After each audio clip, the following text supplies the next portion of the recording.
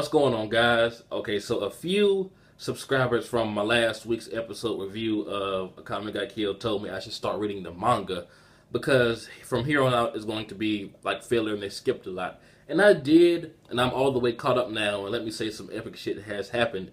But I'm not sure how I feel about this episode because the death of Lubbock and Shura, it's not how it was in the manga, but their deaths in this episode weren't bad. Like, it was done really well in the anime. I would have preferred for it to follow the manga, but, you know, as an anime-only filler thing, it's not bad. Like, if I was just watching Akame Got Killed all the way through and didn't know a thing about the manga, I would have, you know, bought this legit, like, hey, this is awesome. But, I mean, I'm not saying I'm glad that Lubbock died, but, you know, it's not bad, but they just skipped so much. If they were going to change some things, I think they should have kept some awesome fights. Like, we missed a fight with Lubbock and Wave, I believe, and a mini fight between Akame and Run. I mean, just some epic stuff was just completely skipped over. And from my understanding, we're going to have a filler ending. I mean, some things are the same, some things are different.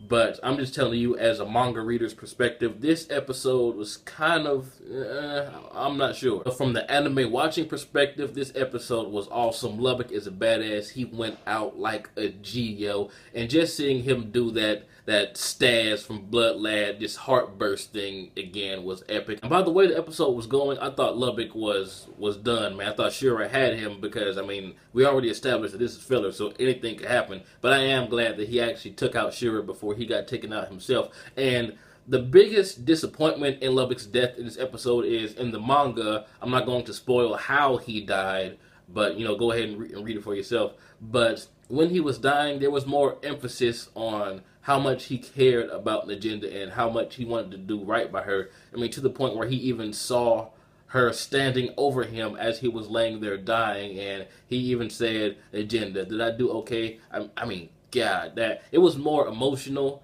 I can't lie, the fight was badass. Just seeing Lubbock cut off Shura's hand, and Lubbock is a fucking badass, man. Rest in peace, my dog. And everything in this episode seemed like it happened so fast. Like, Tatsumi is already captured. And, of course, as that said, hey, I want to be in charge of whatever happens to Tatsumi. So she's about to go in there and rape him. So now she knows that he's a part of Night Raid. And what do you think she's going to do when she comes face to face with Tatsumi? And it's obvious that Mai and Tatsumi care about each other because Leone said, hey, you want the D, don't you? And she says, no, you crazy. And when Leone says, well, if you don't want it, I'll take the D. She said, bitch, that's mine. Basically, the same conversation was had with Lubbock and Tatsumi about Mine. So Mine is obviously about to go in there and try to save Tatsumi because he's supposed to be publicly executed. I mean, we've all seen how powerful Pumpkin can be, but with an OP technique that S-Death has that I won't spoil, that I'm not even sure they will show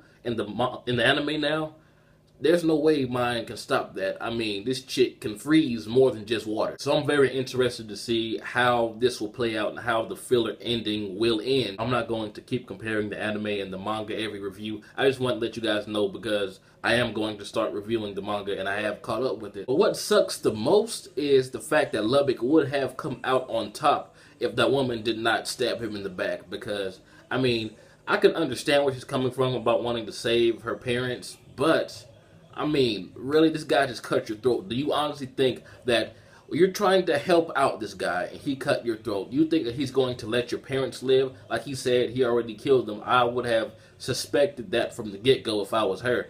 But, I mean, you can't blame her for wanting to try, but it's all her fault. It's all that chick's fault.